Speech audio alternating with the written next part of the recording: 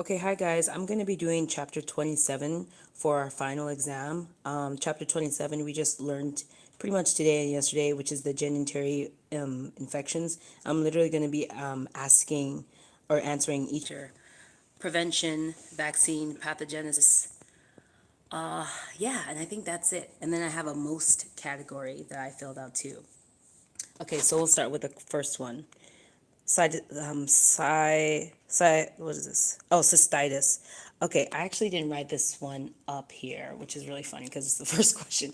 But all cystitis is a bladder inflammation or inflammation of the urinary bladder. So if you get asked that, that's more or less the definition. And then you have to identify the common cause.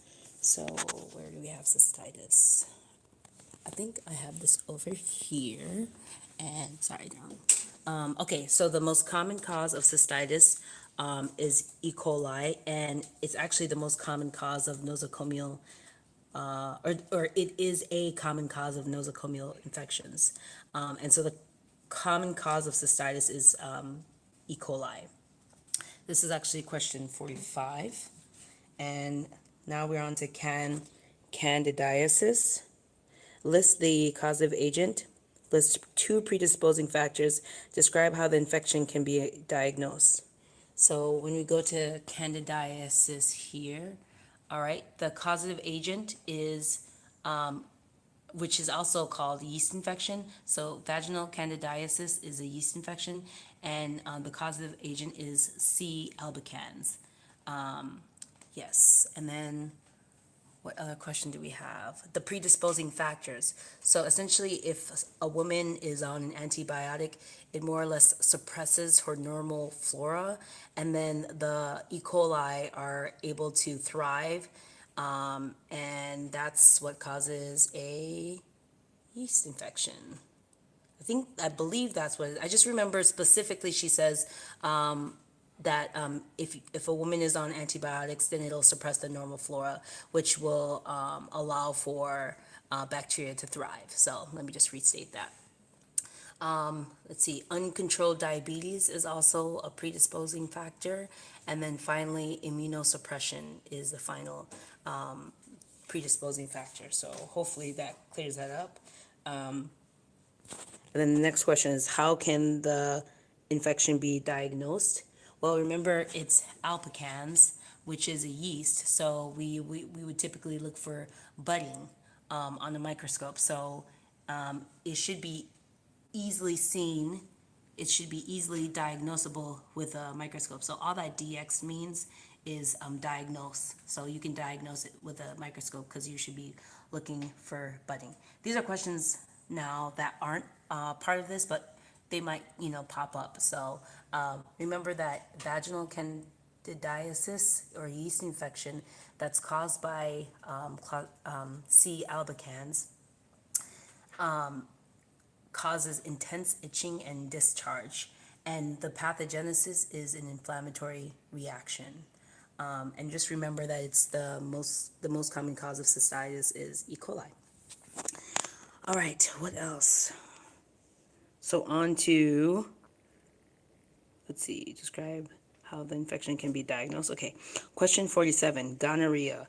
Identify the causative agent and its distinctive morphology. List the virulence factors and describe the difference in the severity of symptoms between men and women. So let's start with the causative agent.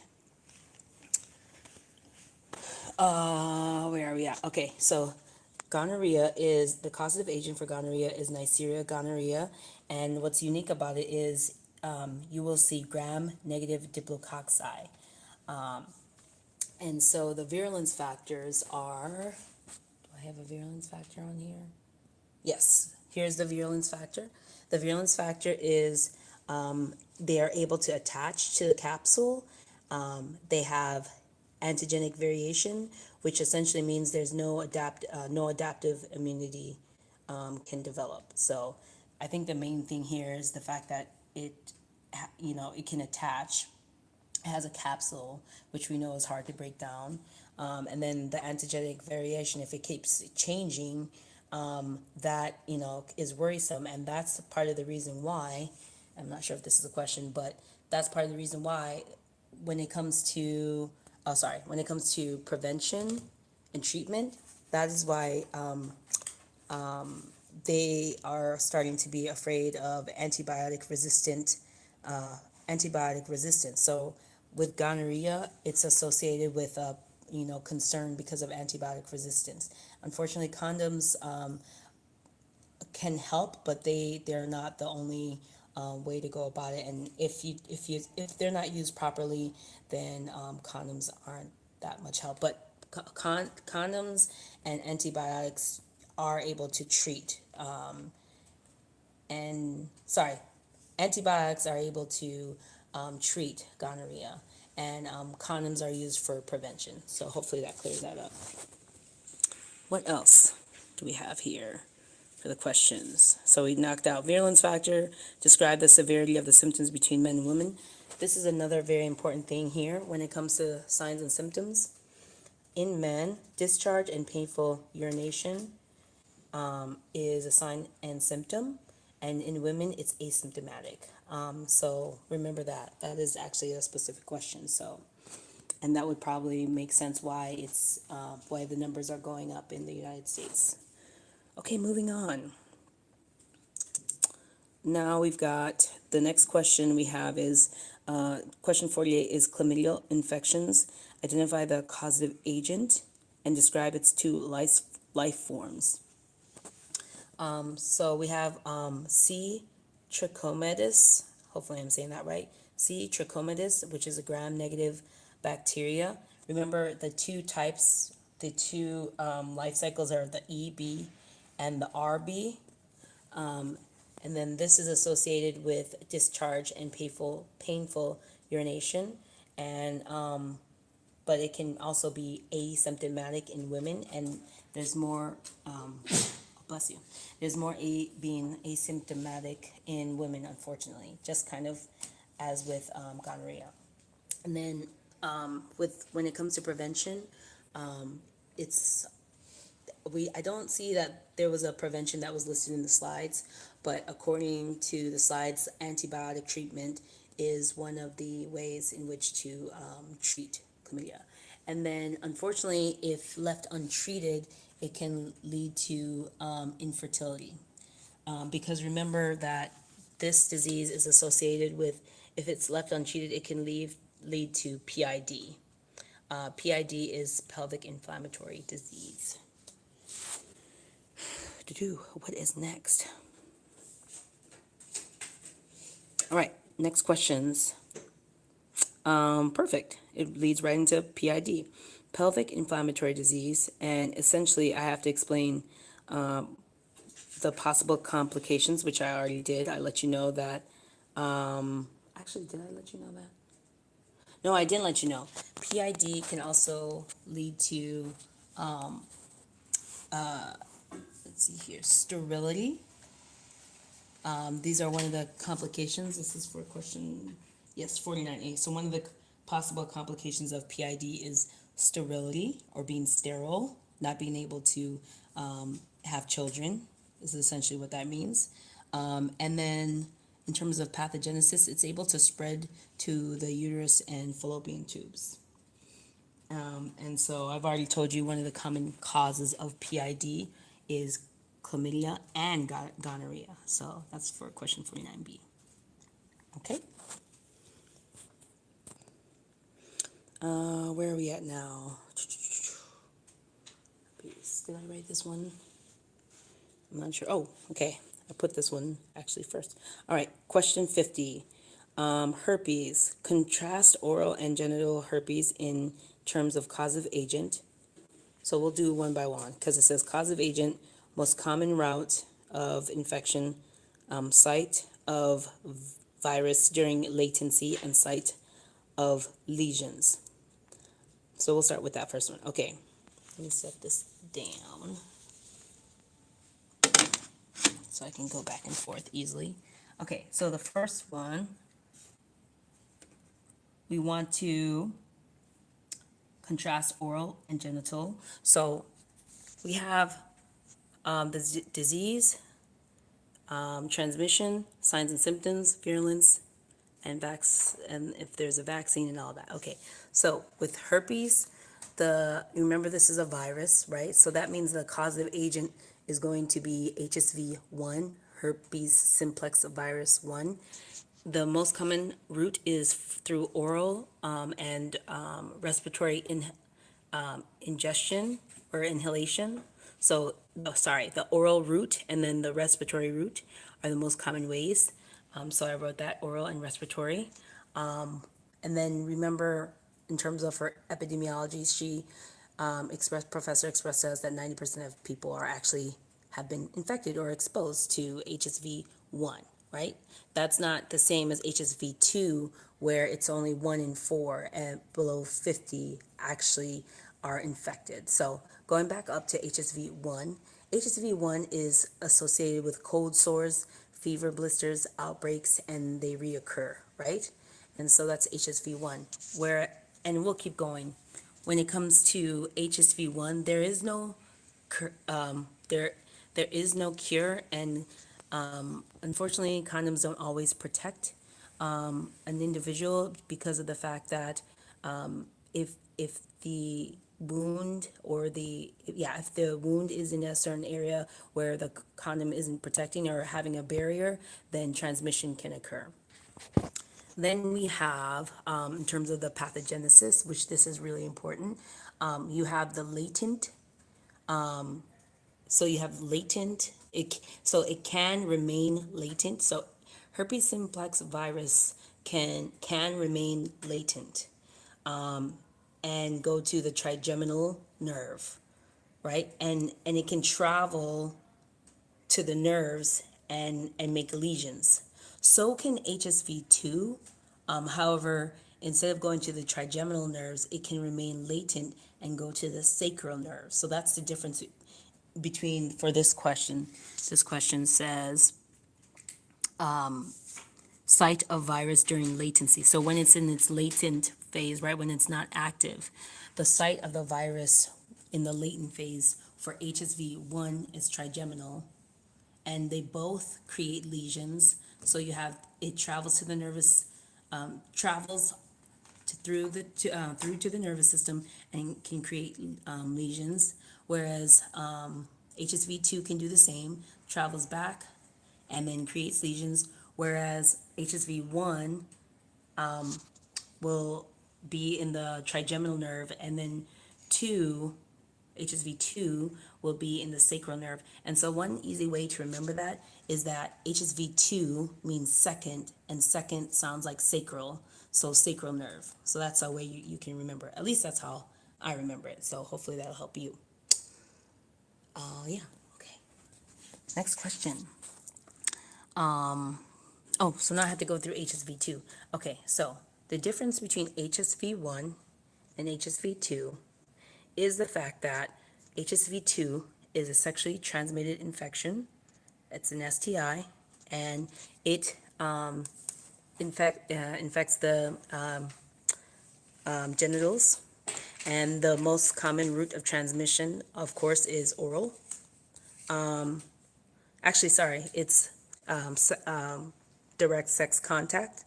And then this can also be transmitted through the birth canal and through the placenta.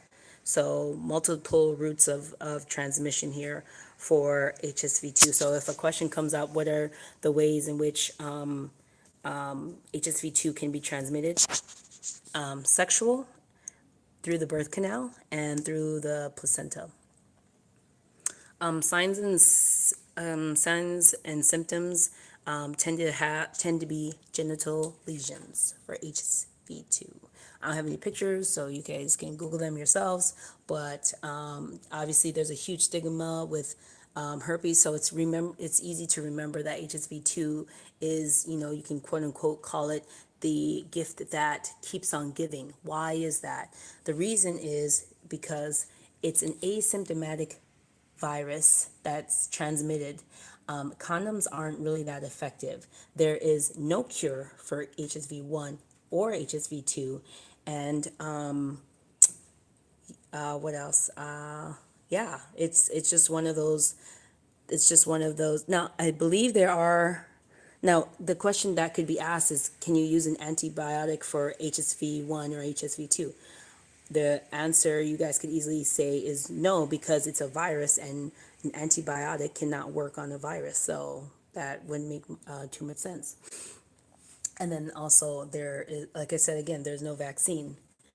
Let's see if I have any good news in here.